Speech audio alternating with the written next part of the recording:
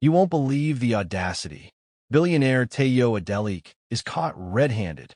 He spent millions on luxury cars, but saw his daughter failing school.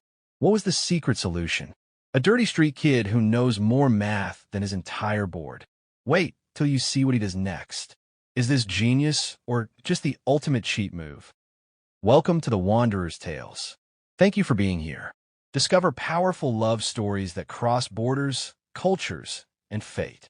When you're done watching, subscribe, tap the notification bell, and share. Thank you. The late morning sun hung over the sprawling landfill like a judgmental eye, baking the miles of refuse into a pungent stew of rotting fruit, melting plastic, and the metallic tang of rusted iron. For most of the city's inhabitants, this place was the end of the line, a graveyard for the things they had used, broken, and forgotten. But for 11-year-old Miracle, this was the supermarket. The air here shimmered with heat haze and the buzzing of a million flies, a chaotic symphony that Miracle had long ago learned to tune out. Her small, calloused feet moved with practiced agility over unstable mounds of debris, her eyes scanning not for food, though her stomach rumbled with a hollow, familiar ache, but for the distinct, glossy sheen of paper. To her, the garbage trucks that rumbled in from the highbrow districts of the island weren't dumping waste. They were delivering inventory. Today was a good day. She had found a coverless, water-stained textbook titled Advanced Calculus for Engineering, likely discarded by a frustrated university student. Sitting on an overturned bucket, ignoring the stench of burning tires drifting from the scrap metal section, Miracle wiped a smudge of grime from page 42. Her mind didn't see the dirt. It saw the beautiful, clean logic of integrals. The numbers didn't judge her. They didn't care that her dress was 3 sizes too big or that her hair was matted with dust. In the world of F, everything had a solution if you just worked it long enough. She traced the symbols with a blackened fingernail, her lips moving silently as she derived the answer in her head. A mental sanctuary where the chaos of her poverty could be ordered into perfect, solvable equations. A few yards away, the reality of her existence sat rocking back and forth under the precarious shade of a makeshift tent constructed from black trash bags and sticks. This was her mother, Neka. Once, perhaps, she had been beautiful, but the streets had carved deep lines of trauma into her face, and her eyes were constantly wide, staring at terrors only she could see.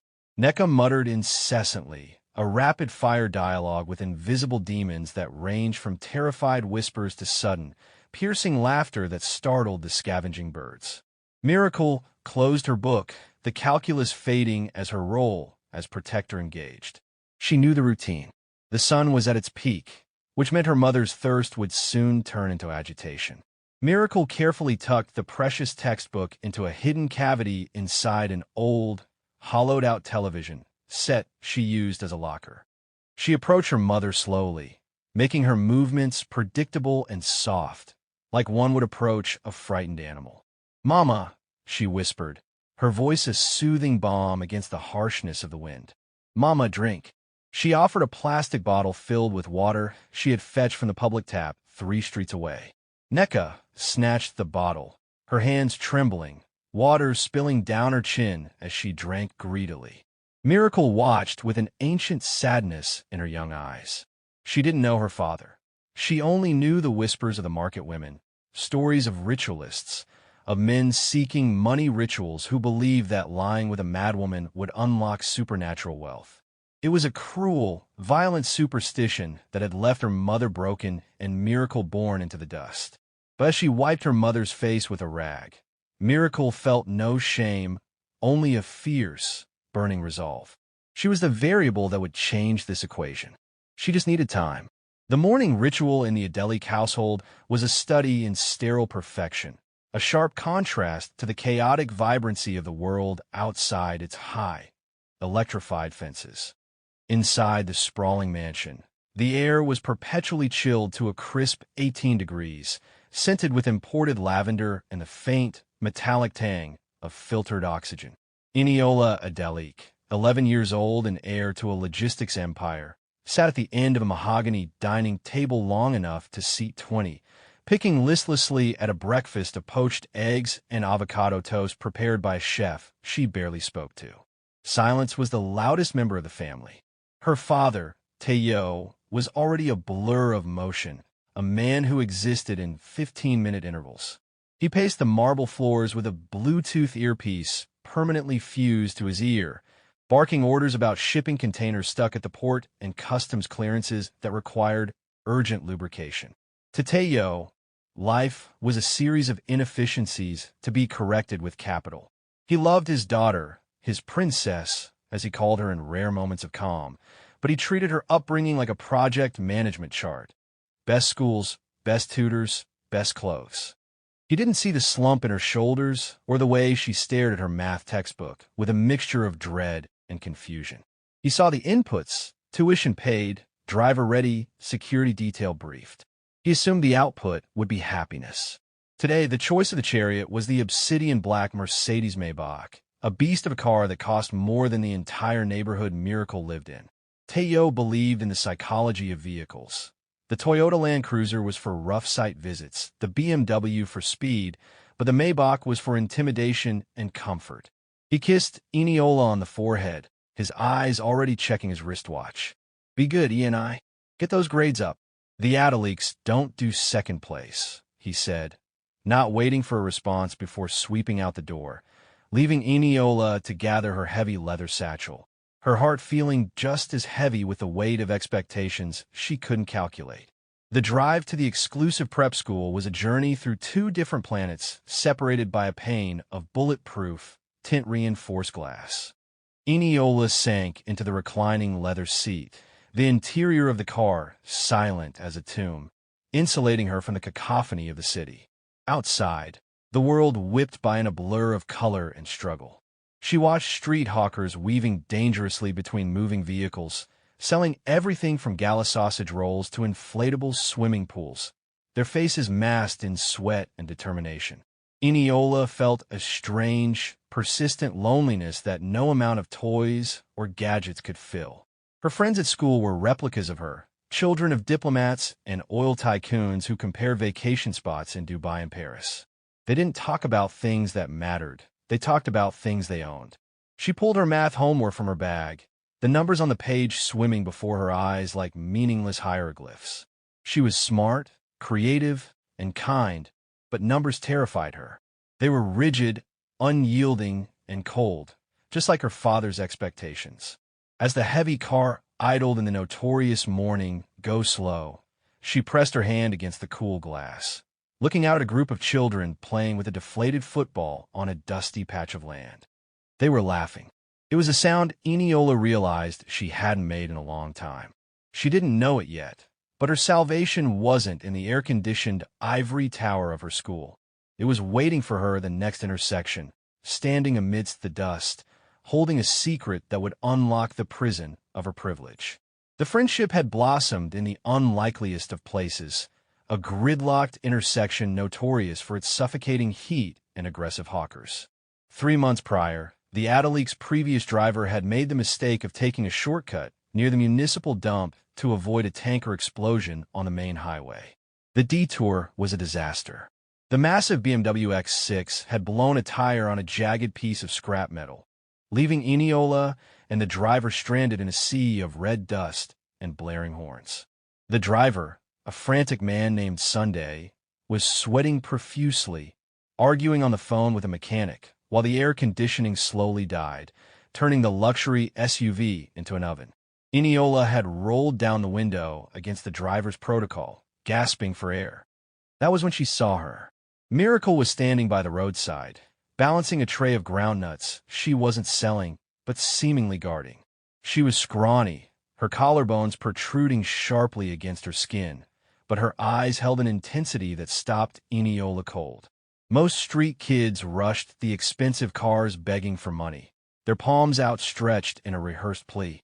Miracle didn't move. She was staring at the open workbook on Eniola's lap. The rich girl followed the poor girl's gaze to the math problem that had been making her cry for 20 minutes, a complex sequence of fractions and variables. The heat radiated off the asphalt in shimmering waves, blurring the line between the girl in the car and the girl in the dust. "You forgot to carry the X," a voice said, raspy from the dust but clear as a bell. Eniola blinked, looking down at the street girl who had stepped closer, ignoring the shouts of a bus conductor. Miracle pointed a dirty finger, not touching the car, but hovering over the window ledge. "The bracket. You have to multiply everything inside before you move the X. If you don't, the equation stays unbalanced." Eniola looked at the girl, then at the paper, then back at the girl.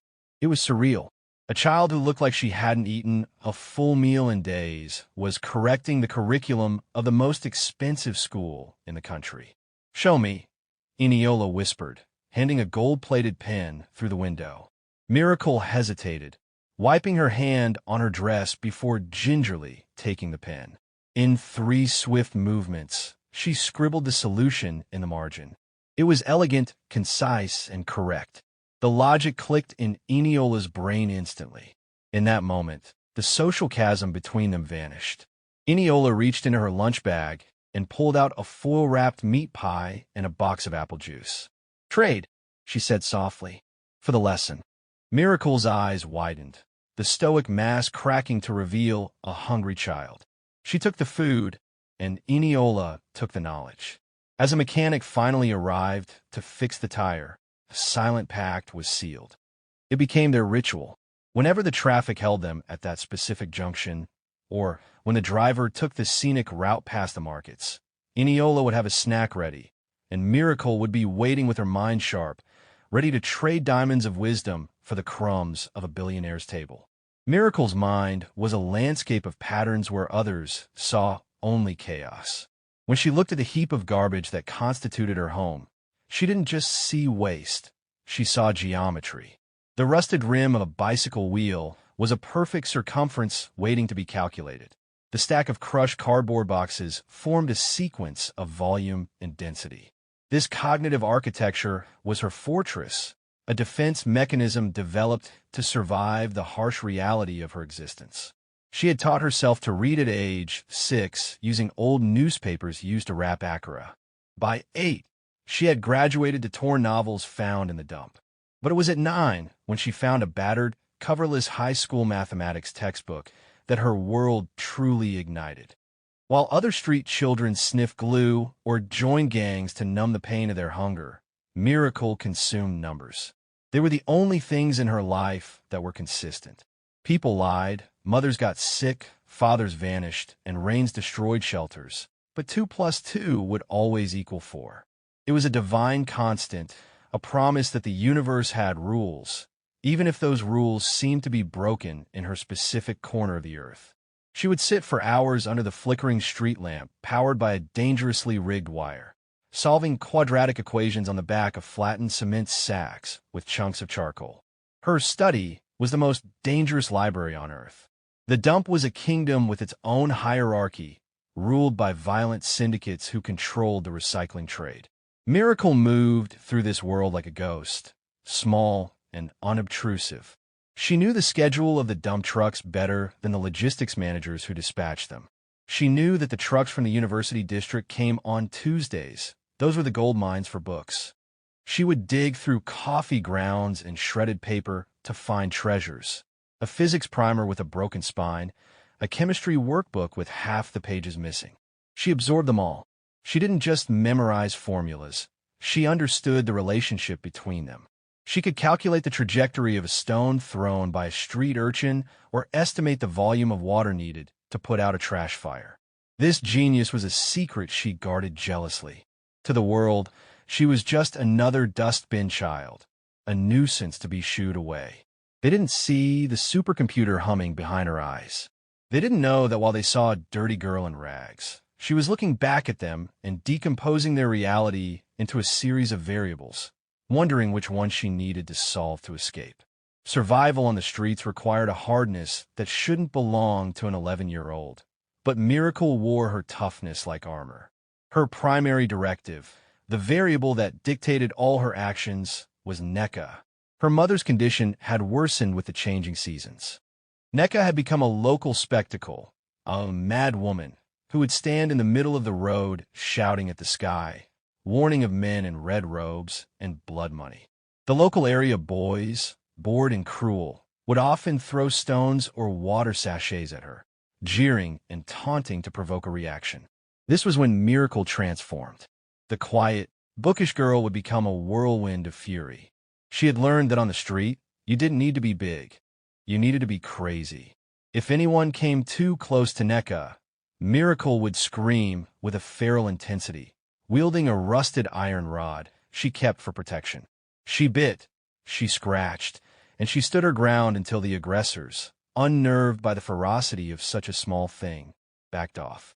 She washed her mother's clothes in the stagnant canal water, combed the lice from her hair, and held her when the terrors of the night made Nneka shake so violently that her teeth chattered. The community's cruelty was compounded by superstition. Whispers followed them like a foul smell. The market women, usually the gossip network of the city, claimed that Nneka's madness was spiritual, the result of a curse placed upon her by a powerful lover she had wronged. Worse, they whispered about Miracle. The child of the ritual, they called her. Spirit child. They said her intelligence was unnatural, a sign that she was possessed by the same spirits that drove her mother mad. They said she sucked the sanity from her mother to fuel her own brain. These words cut deeper than the hunger pangs. Miracle understood enough of the world to know that ritual money was a myth used to explain sudden, unexplained wealth in a land of poverty. But she also knew the danger of such beliefs. Men had disappeared from the streets for less. She lived in constant fear that one day, someone would decide to cleanse the neighborhood of the witch and her daughter. This fear drove her to the books even harder. She wasn't just learning for the joy of it. She was building a ladder. She calculated that if she could just learn enough, find a right person, solve the right problem, she could buy their way out of the curse. She didn't know that her equation was about to intersect with the only man powerful enough to break the variable of their suffering. Adeleke stood in the boardroom of his company, Apex Logistics, looking out at the city skyline from the 45th floor. He was a man who seemingly had it all, a fleet of ships, trucks, and cargo planes that moved the lifeblood of the economy. But heavy is the head that wears the crown of a billionaire.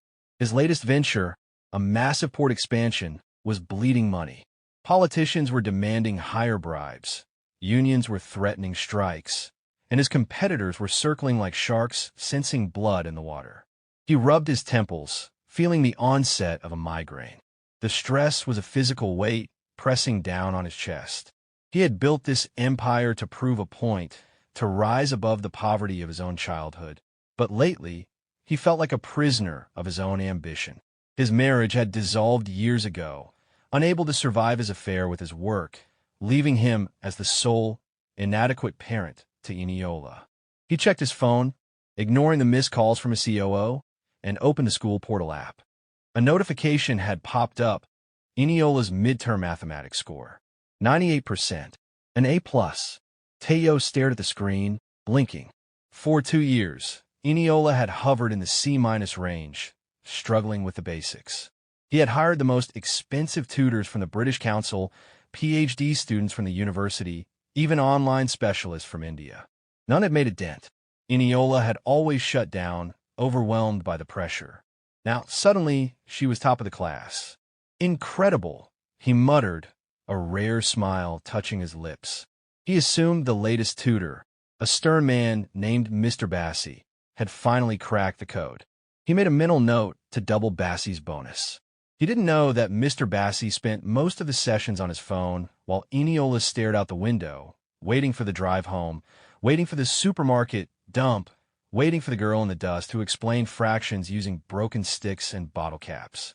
Teo felt a surge of fatherly pride, but it was tinged with guilt. He didn't know how she had improved, only that she had. He decided he would reward her. Easter was approaching. He would take her to the Grand Mall, buy her whatever she wanted. He wanted to be the hero in her story, unaware that the real hero was currently fighting a rat for a piece of stale bread less than 5 miles away. The city of Lagos transformed during Easter. It was a time of aggressive celebration, a chaotic blend of piety and consumerism. The humidity seemed to rise with the fervor of the season. Churches erected massive tents that blocked major roads, blasting sermons about resurrection and prosperity, while the marketplaces swelled with people buying chickens, rice, and new clothes. For the wealthy, it was a time of excess, hampers wrapped in gold foil, imported chocolates, and parties in Victoria Island. For the inhabitants of the dump, Easter was simply the great harvest. The waste generated by the rich during the holidays increased threefold. The bins behind the Grand Mall, the city's largest, most opulent shopping center, would be overflowing with the detritus of the feast. Half-eaten pizzas, slightly bruised apples, boxes that once held expensive electronics. Miracle knew the calendar by the volume of the trash. She prepared her mother's tent with extra plastic sheets she had scavenged, anticipating the holiday rains, and prepared herself for the influx of work. She needed to be at the mall's loading bay early, before the older, stronger scavengers took the prime spots. Meanwhile, the atmosphere in the Adeleke mansion was frantic. Teo had cleared his schedule for the afternoon, a miraculous event in itself. "Get the Range Rover ready," he barked at the head of security. "We're going to the Grand Mall. I want to buy Eniola that telescope she asked for." Eniola, however, was packing something more important than a shopping list. In her small, pink backpack, she carefully placed her advanced algebra workbook, a fresh set of mechanical pencils, and a heavy Tupperware container filled with jollof rice and fried chicken, enough for 2 people. She knew her father's shopping trips usually involved him taking a quick conference call while she wandered the aisles. She was counting on it. She knew that today, because of the holiday traffic, the car would likely be diverted near the back entrance of the mall to avoid the congestion at the main gate. That was where the supermarket met the street. Her heart raced, not with the anticipation of new toys, but with the excitement of seeing her friend. The city hummed with a tension that felt electric, a collision course set between the man who owned the city and the girl who survived its scraps. The stage was set among the exhaust fumes and the Easter decorations for a meeting that would rewrite the variables of all their lives. The Grand Mall was a vortex of noise and opulence. Inside, the cool air conditioning battled the heat radiating from the thousands of shoppers, creating an internal microclimate of wealth and frenetic consumption. Teo Adeleke found a rare parking spot for the imposing Range Rover near the VIP entrance, a section that overlooked the loading docks, a necessary shortcut for the logistics mogul. He was supposed to be spending quality time with Eniola, but a text message from his chief financial officer detailing a sudden government levy on imported goods was a crisis he couldn't ignore. "Princess," he said, turning back to Eniola, who was engrossed in her backpack. "I have to step in for a 15-minute meeting with the mall manager about a cargo issue. Just stay in the car. It's fully protected, and the security detail is right outside the door." He didn't wait for her acknowledgement, his focus already miles away on the fluctuating variables of the market. Eniola knew this ritual. 15 minutes always meant at least an hour. She waved off the driver, Mr. Tund, insisting she preferred the solitude, and he gratefully stepped outside for a smoke break, joining the 2 armed guards standing sentinel. Eniola watched her father's retreating figure, then pulled out her algebra workbook. The complex equations felt particularly heavy today, a tangle of numbers that mocked her efforts. The only thing that made sense to her, the only key to unlocking this puzzle, was waiting just beyond the fence. She checked the rearview mirror to ensure the guards were sufficiently distracted, then gently pressed the button to roll down the rear window, just a crack, enough to speak without alarming the sensor. She knew the location perfectly. The Range Rover was positioned directly across from the narrow alleyway that led to the mall's main waste enclosure. It was dirty, smelly, and frequented by rats and stray dogs, but Eniola had seen Miracle there before, sifting through the discarded packaging of luxury goods. She pulled out the Tupperware of jollof rice, the scent of spices wafting into the humid air. She scanned the shadows, her eyes adjusting to the sun's glare. Then she saw her, a small, ragged figure emerging from the gloom, her face streaked with dust, carrying a stack of flattened cardboard boxes. Miracle paused, her eyes, sharp and quick, locking onto the familiar black SUV. Eniola quickly mouthed her name, Miracle. Miracle's stoic expression softened. She glanced around nervously. Approaching a car of this caliber was dangerous. It could be interpreted as loitering or begging. But the hunger in her stomach and the lure of a full, untouched meal were powerful motivators. She also saw the open book on Eniola's lap. Miracle moved with the practiced stealth of a survivor, sliding against the wall, out of the line of sight of the official security team, drawn not just by the prospect of food, but by the intellectual hunger only Eniola seemed capable of feeding. Miracle slipped soundlessly to the side of the massive vehicle, the dark tint of the windows hiding her presence from the security detail. The hum of the idling engine provided a low cover for their conspiratorial whispers. Eniola passed the Tupperware and the box of pencils through the narrow gap in the window. Miracle gripped the container as if it were pure gold, the immediate, warm comfort of the food outweighing the lingering hunger she had carried all morning. "Thank you," she breathed, her voice barely audible. But her eyes immediately went to the algebra problem. It was a differential equation simplified for a high school level, but still far beyond what an 11-year-old should be struggling with. Eniola pointed to the equation with a frustrated sigh. "My tutor, Mr. Bassi, says I'm hopeless. He said this part is impossible without understanding the concept of limits, and I just don't get it." Miracle took a quick bite of chicken, chewing thoughtfully, her mind already dissecting the problem. For Miracle, mathematics was about telling a story. She saw the problem not as symbols, but as a path. She took one of the mechanical pencils and, with the car's interior light illuminating the page, began to explain. "Look," she whispered, her voice gaining confidence as she spoke the language of numbers. "Think of the equation as two people running a race. One person is very fast, but they have a finish line. That's your limit. The other person is slower, but they keep going forever. To find the solution, you have to find the exact moment when the fast person crosses their finish line, their limit, and the slow person is close enough to be considered equal to the goal. You're trying to find where they essentially meet." She drew a quick, elegant curve in the margin, illustrating the concept of a tangent line approaching a curve. Eniola watched, mesmerized, not just by the clarity of the explanation, but by the sheer unbridled intelligence pouring from the girl in rags. Miracle had a gift for translating complex academic jargon into visceral, simple concepts. She wasn't just solving the equation. She was teaching the underlying philosophy. Eniola's face lit up with a sudden flash of comprehension. "Oh, so the limit is what the value approaches, not what it actually is," she exclaimed, her voice momentarily louder than a whisper. Miracle grinned, a bright, genuine flash of white teeth against her dusty face. "Exactly," she confirmed, then quickly drew back, her eyes darting nervously towards the oblivious security guards, unaware that a much more important set of eyes was approaching behind them. Teyo's meeting was a disaster. The mall manager had been uncooperative, citing official guidelines for the logistics bottleneck, which Teyo immediately recognized as a coded demand for a massive, unofficial payment. Fuming, he cut the meeting short, deciding he would handle the problem through his contacts in the government rather than giving in to the extortion. He strode back towards his vehicle, his mind preoccupied with multi-million-dollar problems. He was talking into his earpiece, detailing a contingency plan for a port diversion, when he paused about 50 feet from the Range Rover.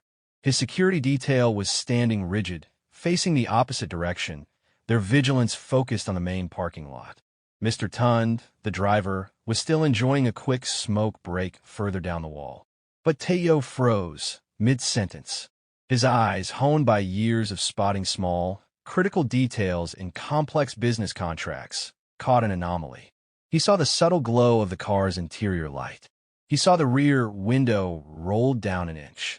And he saw a hand, small, dark, and visibly grubby, holding a pen and hovering over Eniola's open textbook, which was illuminated on her lap. Teyo stopped talking instantly, pulling the earpiece from his ear. His first instinct was panic. Security breach. Beggars were sometimes aggressive.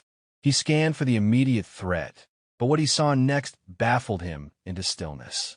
The ragged figure was whispering intensely, drawing shapes on a piece of paper. He saw Eniola's head nod sharply, a bright expression of understanding crossing her face, an expression he hadn't seen when she was being tutored by highly paid professionals. He edged closer, his footsteps muffled by the carpet of the pavement. He was close enough now to hear the faint murmur of voices. He heard Eniola say, "So we divide the coefficients, not the variables," and then he heard the other voice, high and clear despite the whisper, correcting her. "No, you factor out the constant first, then you divide the polynomial by the reduced variable." Teyo's blood ran cold, but not from fear. It was shock. This was not a plea for money or a demand for food. This was a private tutoring session. He saw the girl tuck a half-empty food container into her torn dress. He realized with a sickening certainty that this dirty, anonymous street girl was the source of Eniola's sudden, dramatic improvement in mathematics. The girl who had scavenged her textbook from a dump was teaching his daughter the concepts that his text tutors couldn't penetrate. He stood there, the weight of his expensive suit feeling suddenly ridiculous, watching the purest transaction he had ever witnessed, knowledge traded for kindness. The world shifted on its axis for Teyo Adeleke. The logic of the spreadsheet, the calculus of capital, suddenly seemed brittle next to the undeniable, fierce brilliance radiating from the mouth of a hungry child. Teyo pushed past the oblivious security guards, who snapped to attention only when they saw him right beside them. He waved them off with an impatient hand. The driver, Mr. Tund, dropped his cigarette in shock. Teyo didn't look at any of them. He walked straight up to the car and tapped sharply on the window frame, right next to Miracle's head. The sound was like a gunshot in the quiet concentration of the moment. Miracle flinched violently, dropping the mechanical pencil. Her eyes, which minutes before had been sparkling with intellectual fire, immediately clouded over with raw terror. The pencil clattered to the asphalt, symbolizing the fragile end of their secret sanctuary. Eniola, startled, looked up and gasped, seeing the thunderous expression on her father's face. She immediately tried to pull the window up, but Teyo put his hand on the glass, stopping it. "Eniola, step out of the car," Teyo commanded, his voice low and tight with a mixture of anger and confusion. His daughter hesitated, her face pale, worried he would scold Miracle. "Now," he repeated. Eniola scrambled out, her eyes pleading with her father. Teyo ignored her, fixing his gaze on the trembling girl. Miracle stood frozen, expecting the blow, the shout, or the harsh command to clear off. She had faced aggression before, but this man's quiet intensity was far more frightening.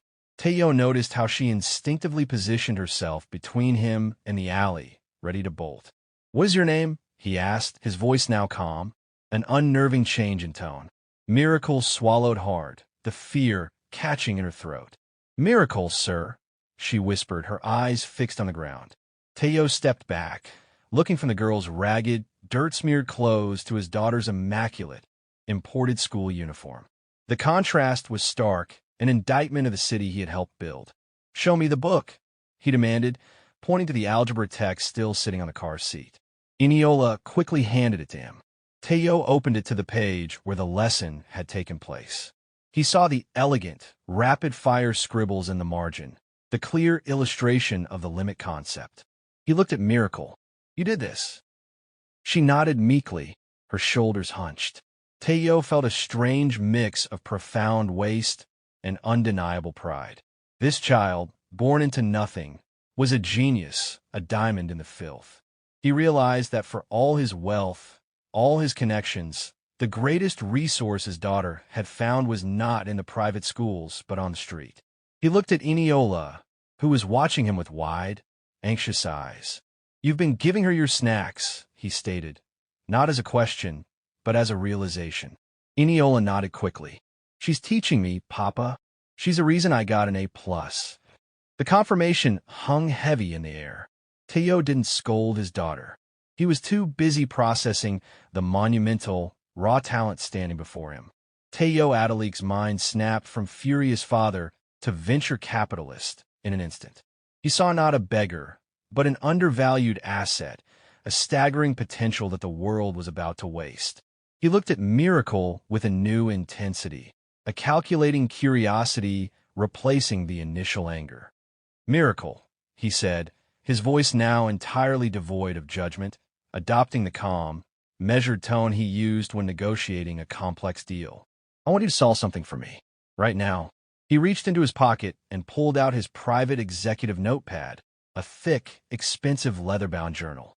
He quickly scribbled down an equation, one he often used to test the capabilities of his engineers and financial analysts, a relatively complex simultaneous equation involving three variables that represented inventory flow, unit cost, and profit margin. It was a test of both mathematical ability and logical thinking. He ripped the page out and handed it to her. Miracle's hands, still carrying the lingering grime of the dump, trembled as she took the crisp, white paper. Teo offered her the mechanical pencil she had dropped. She looked at the equation. The pressure was enormous. Everything in her small life seemed to hinge on this moment. She could feel the weight of his gaze, the scrutiny of the security guards, the silent tension radiating from Eniola. But as her eyes moved over the numbers, the familiar quiet descended in her mind. The variables were not intimidating. They were merely puzzles waiting for a key. She saw the problem not as a math test, but as a system of constraints. She mentally isolated the first variable, substituted it into the second, and simplified the entire expression. She worked with incredible speed, not scribbling or erasing, but writing the solution in a neat, flowing cascade of numbers and symbols. In less than 3 minutes, she handed the notepad back to Teo. He took the paper and scanned the solution. It was perfect. Not only was the numerical answer correct, but the methodology was efficient and concise. Many of his analysts would have used a clumsy matrix method. Miracle had used simple, elegant substitution, showing a true intuition for mathematical relationships. Teo felt a profound, visceral shock. This wasn't just book smarts. This was innate genius. He looked down at the girl, whose intelligence was buried under layers of dirt and poverty. "Ow, how did you learn this?" he asked, his voice hoarse. Miracle simply pointed a shaky finger toward the waste bins. "From the books, sir, from the dust." Teo closed his eyes for a long moment, the stench of the garbage and the scent of his own expensive cologne mingling in a sudden, sharp clarity. The city's wealth was built on the back of such waste, and here was the ultimate waste, a mind of staggering potential left to starve. In that moment, the logistics mogul made the most significant acquisition of his life. Teo didn't need to ask for her story. The equation of her life was already solved on her skin and clothes. The question was what to do next. He couldn't just hand her money. It would disappear into the system of the street, and the problem would remain. He looked at Miracle, then at Eniola, who was still holding her breath, waiting for her father's verdict. "Get in the car, Eniola," Teo ordered, his voice firm but calm. Eniola obeyed, confused but sensing a shift in the atmosphere. Teo turned to Miracle. "Miracle, where do you live? I need to see it." Miracle's eyes widened further. She hesitated, a lifetime of street-taught caution warring with the glimmer of hope Teo's calm demeanor offered. She had to consider her mother. She couldn't leave her. "My mama is nearby," she whispered. "We live by the roadside." Teo nodded, a grim resignation settling over him. He dismissed his security team and the driver, telling them to wait for his call. He and the two girls would walk. The walk from the Grand Mall's pristine grounds to the squalor of the roadside encampment was the longest journey Teo had ever taken. He moved from air-conditioned, filtered reality into the raw, unfiltered stench of the metropolis. He navigated the broken pavement, dodging open gutters and mounds of smoldering trash, acutely aware of the curious, judgmental stares of the market women and hawkers. Eniola, despite her initial apprehension, held her father's hand tightly, glancing sympathetically at Miracle, who led them with a stoic, rapid pace.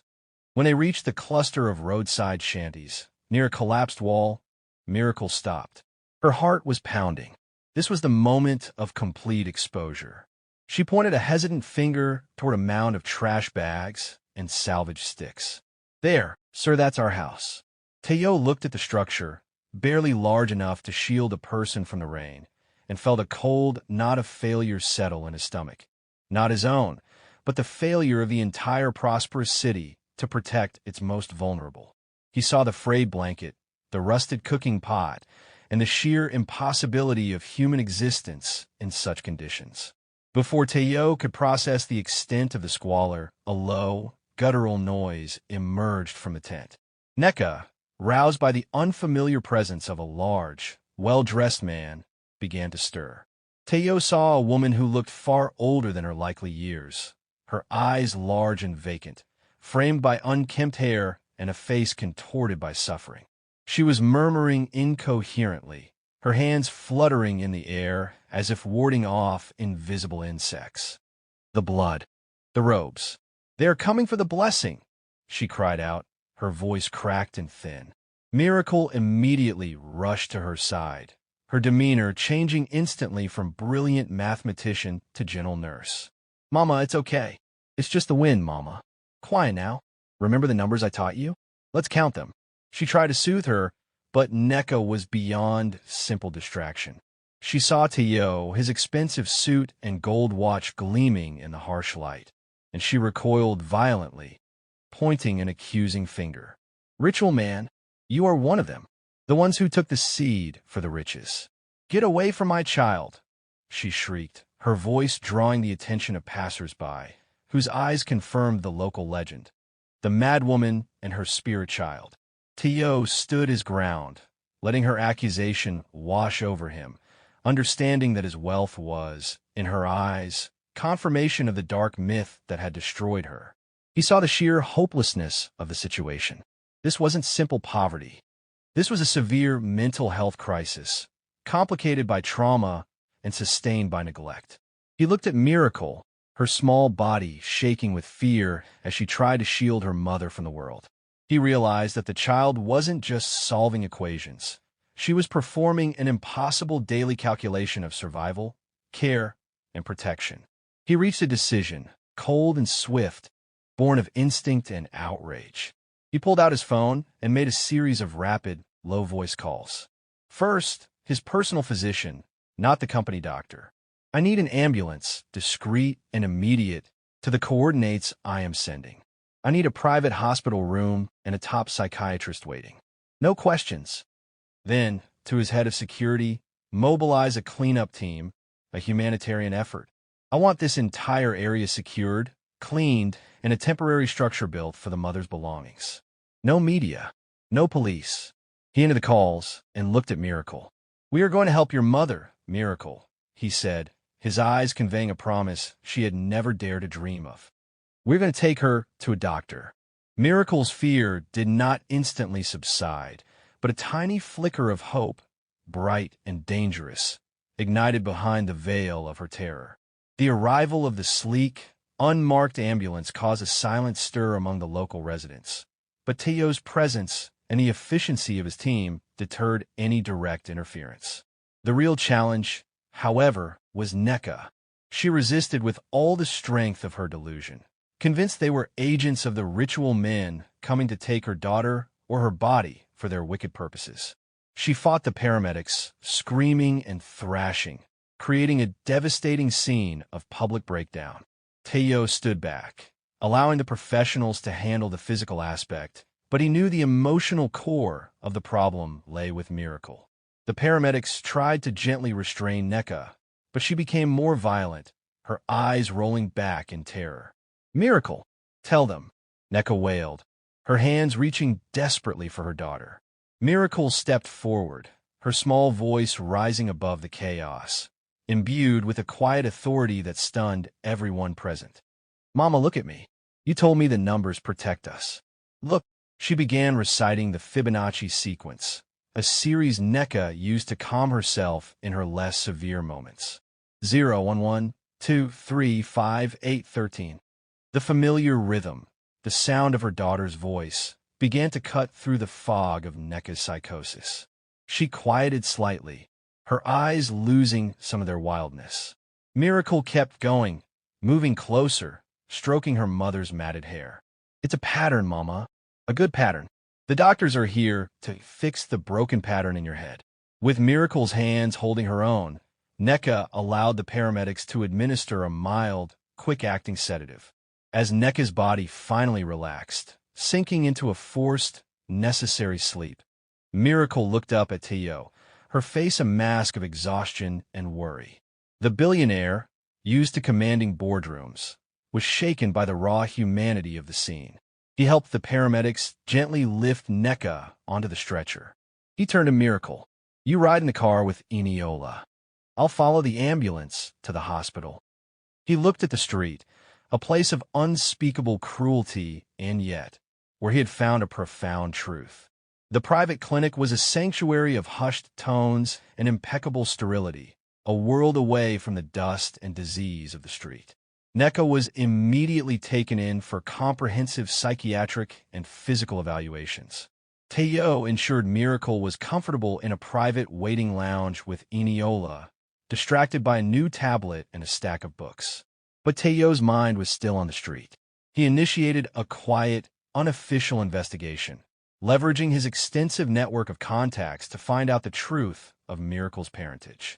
He contacted local fixers, old police contacts, and even a journalist known for digging into the city's underbelly. Within hours, the rumors that Neka had shouted were confirmed to be more than just the ravings of a madwoman. The story was grim. Several years ago, there was a surge in ritual activity, driven by a cult of prosperity seekers who believed that success could be unlocked through dark, violent acts based on distorted local folklore.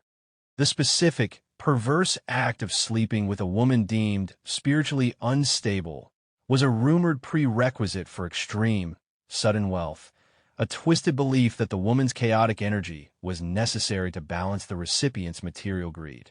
The men, wealthy, powerful figures in their own right, Teo realized with a shudder, had targeted Neka in her early stages of mental breakdown. The police had brushed it off as an assault on a mentally unstable person, with no viable witnesses. The ritual element was considered mere folklore.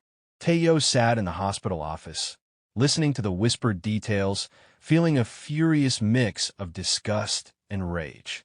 The sheer injustice of it, a child born of violence, disguised as a perverse quest for wealth, was sickening. The psychiatrist's report confirmed the physical evidence. Neka was suffering from severe post-traumatic stress disorder and a form of trauma-induced schizophrenia, likely exacerbated by years of neglect and the constant assault of street life. There was hope for stabilization with intensive treatment and medication, but the road would be long. Teo looked at the part of the report that said the mother could not, under any circumstances, be returned to the conditions that created her illness. He glanced at the detail about the biological father, confirming the account he had heard. The men involved were never caught, cloaked by their wealth and the superstition they exploited. Teo brushed off the folklore about ritual men and spiritual blessings with a cold, hard laugh of pure cynicism. It's not a ritual, he told his investigator. It's just violence wrapped in a lie. And it doesn't work. The only thing that works is a clear mind. He knew his next move was no longer a matter of charity, but of moral obligation. The pervasive nature of superstition in the city, even among the highly educated, had always frustrated Teo. He saw it as a systemic flaw, a bug in the culture's operating system that allowed fraudsters and charlatans to flourish. His rejection of the ritual money story was absolute.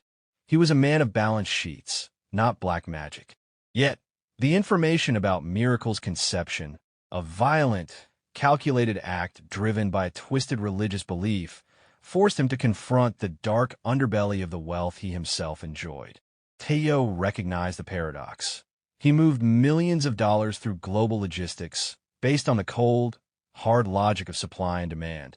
Yet the poverty he saw was often sustained by the belief that money could be conjured, not earned. He spent the evening talking to Miracle, not about her mother or the trauma, but about mathematics. He wanted to understand the mechanism of her genius. He asked her to explain Fermat's last theorem.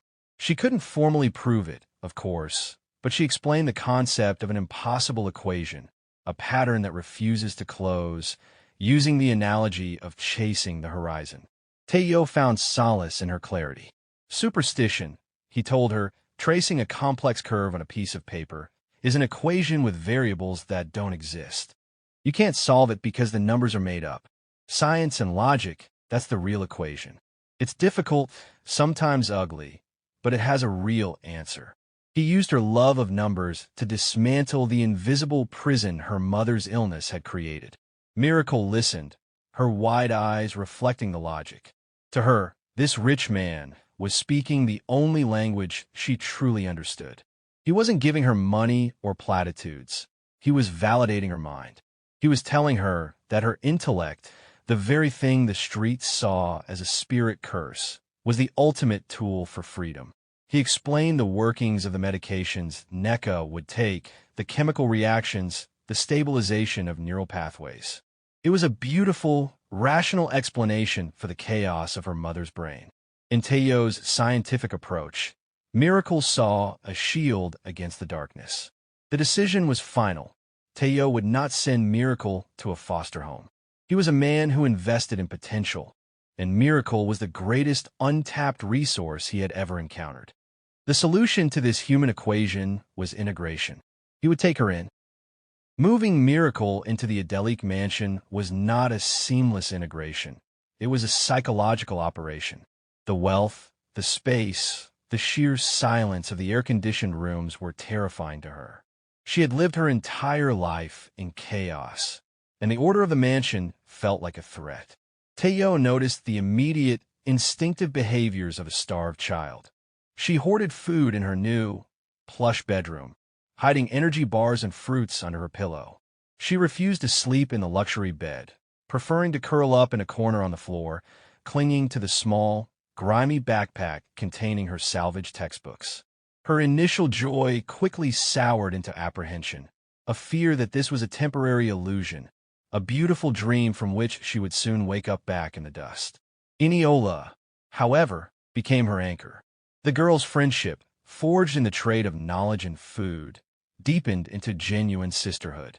Eniola taught Miracle how to use the shower, how to choose clothes, and how to navigate the terrifying number of cutlery pieces at the dinner table. Tayo watched them, a silent observer of this unusual bond. He saw that Miracle's fear wasn't of the new, but of the loss. He realized he had to build trust, not with money, but with time. He started a new nightly ritual.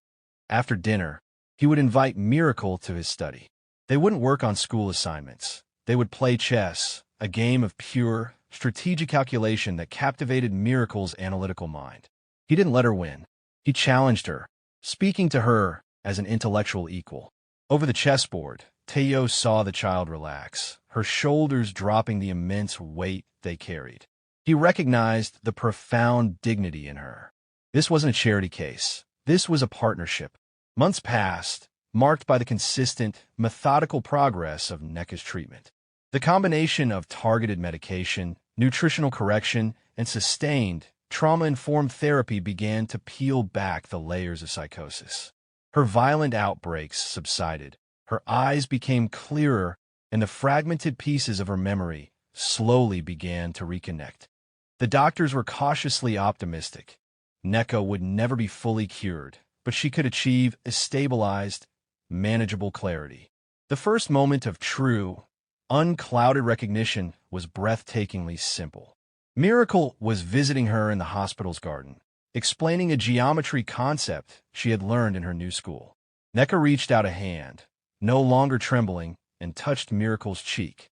"You are so beautiful, my daughter," she whispered, her voice gentle and rational. "You have your father's eyes."